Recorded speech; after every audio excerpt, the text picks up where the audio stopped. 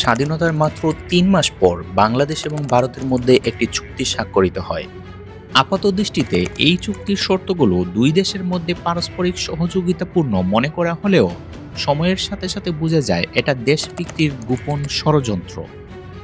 এই চুক্তি মূলত মুজিবনগর সরকারের সাথে গোপন ৭ দফা চুক্তির সম্প্রসারিত রূপ। তৎকালীন বিরোধী রাজনৈতিক দলগুলো এটাকে গোলামি চুক্তি বলে কটাক্ষ করেছিল। মাওলানা ভাসানীর হক কথা, মোহাম্মদ তোহার গণশক্তি, অলি আহাদের ইত্তেহাদ, এনায়েতুল্লাহর গণশক্তি ইত্যাদি পত্রিকায় এই চুক্তির ব্যাপক সমালোচনা করা হয়। বলা হয় এই চুক্তির ফলে শতভাগ লাভবান হয়েছে ভারত। আজকের ভিডিওতে আলোচনা করব এই চুক্তির সারাংশ, চুক্তির ফলে ভারত কিভাবে লাভবান হয়েছে তার বিস্তারিত এবং বাংলাদেশের লাভ ক্ষতির হিসাব।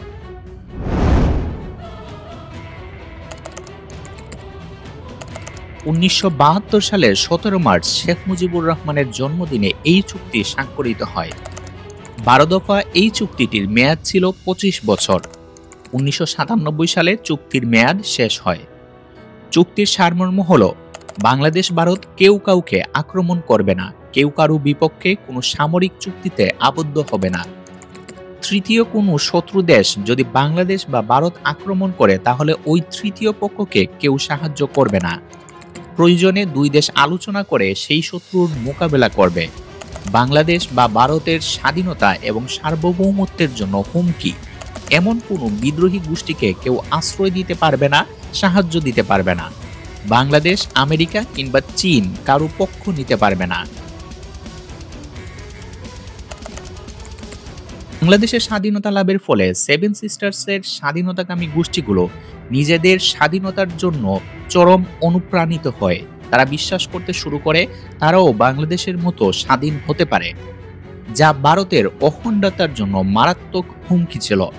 ভারত নিজেদের স্বার্থে এক প্রকার জোর করে এই চুক্তি স্বাক্ষর করে। এই চুক্তির ফলে ভারতের সীমান্ত সুরক্ষা নিশ্চিত হয়, চিকেন নেকের নিরাপত্তা জোরদার হয় এবং বাংলাদেশকে চীনের প্রভাব থেকে দূরে রাখতে সফল হয়।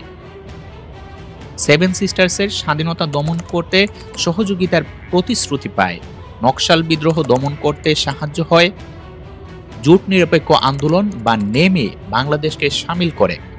বাংলাদেশে ভারত অবাধ বাণিজ্য সুবিধা পায়, আন্তর্জাতিক নদীর পানি বণ্টনে একক কর্তৃত্ব লাভ করে, পাকিস্তানের সীমান্তে শক্তি বৃদ্ধি করতে সক্ষম হয় এই চুক্তির ফলে।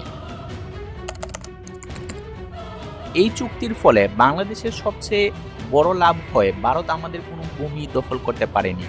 স্বাধীনতার পর বাংলাদেশ আশঙ্কা করেছিল ভারত হয়তোবা চিকেন নেকের নিরাপত্তার জন্য রংপুর অঞ্চলের কোনো ভূমি দখল করতে পারে কিংবা পার্বত্য চট্টগ্রামের কোনো অংশ দখল করে সমুদ্র বন্দর চাইতে পারে। সবচেয়ে বড় প্রতিবেশীর সাথে শান্তিপূর্ণ সহাবস্থান নিশ্চিত হয় বাংলাদেশের। বহির্বিশ্বে বাংলাদেশকে সমর্থন করে ভারত। তবে সমালোচকরা মনে করেন এই চুক্তির ফলে বাংলাদেশের অলিখিত কর্তৃত্ব লাভ করে ভারত। সীমান্তে চোরাচালান লাগামহীন হয়ে যায়। বাংলাদেশ পরিণত হয় ভুটানের মতো একটা স্যাটেলাইট রাষ্ট্রে, যার নিজস্ব কোনো পররাষ্ট্রনীতি নাই কোনো সামরিক সক্ষমতা। তাছাড়া এই চুক্তির আরও অনেক গোপন শর্ত ছিল বলে মনে করেন সমালোচকরা। যেমন, বাংলাদেশের সংবিধান রচিত হয় ভারতীয় সংবিধানের আলোকে।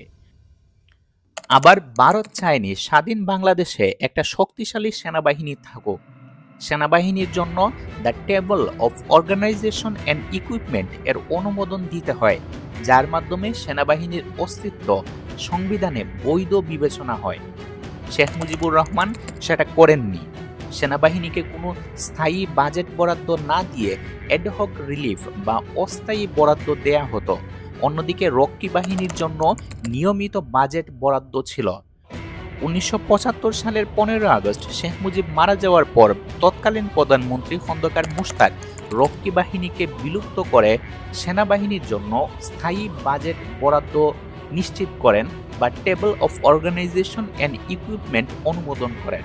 সেনাবাহিনীর হাতে শেখ মুজিব হত্যার অন্যতম একটা কারণ ছিল সেনাবাহিনীকে অবজ্ঞা করে রক্ষী বাহিনীর জন্য বরাদ্দ এবং অস্ত্র সমৃদ্ধ করা।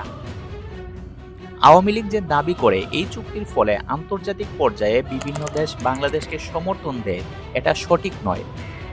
কারণ এই চুক্তির আগেই, অর্থাৎ দেশ স্বাধীনের মাত্র ৩ মাসের মধ্যে জাতিসংঘের নিরাপত্তা পরিষদের ৩টি দেশ যুক্তরাজ্য, রাশিয়া এবং ফ্রান্স বাংলাদেশকে স্বীকৃতি দেয়।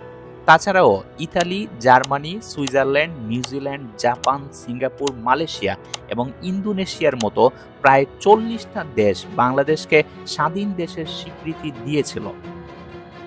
যাই হোক, ১৯৭৫ সালে বঙ্গবন্ধু শেখ মুজিব হত্যার পর কার্যত বাংলাদেশ ভারত মৈত্রী চুক্তি অকার্যকর হয়ে যায়। বিশেষত জেনারেল জিয়া ক্ষমতায় আসার পর বাংলাদেশ স্বাধীন পররাষ্ট্রনীতি গ্রহণ করে ভারতের চিরশত্রু চীন এবং পাকিস্তানের সাথে সম্পর্ক উন্নত করে, সেনাবাহিনীকে দক্ষ বাহিনী হিসেবে গড়ে তোলে। শেখ মুজিবের পর যত সরকার আসছে তারা এই চুক্তিটি বাতিল করেনি। কেন করে নাই তা একটা রহস্য। ভারতের সাথে বাংলাদেশের কি কি চুক্তি আছে তা বাংলাদেশের কোনো সরকারই প্রকাশ করে না অদৃশ্য কোনো এক কারণে। এমনকি ডক্টর ইউনূসের অন্তর্বর্তীকালীন সরকারও তা প্রকাশ করেনি। ভারতীয় পররাষ্ট্র মন্ত্রণালয়ের হিসাবে ২০১০ সাল থেকে ২০২৪ সালের মধ্যে এই ১৪ বছরে বাংলাদেশের সাথে ২০টি চুক্তি এবং ৬৬টি সমঝোতা স্মারক স্বাক্ষরিত হয়েছিল। আমরা আশা করব ভারতের সাথে সকল গোপন চুক্তি প্রকাশ করা হোক। ভারতের সাথে আমরা শত্রুতা চাই না, তবে বন্ধুত্ব হবে সমতা এবং ন্যায্যতার ভিত্তিতে। ভারতীয় নাগরিকদের সাথে বাংলাদেশিদের কোনো শত্রুতা নেই, তবে ভারতীয় রাষ্ট্রের দাদাগিরি ভবিষ্যৎ বাংলাদেশ মানবে না।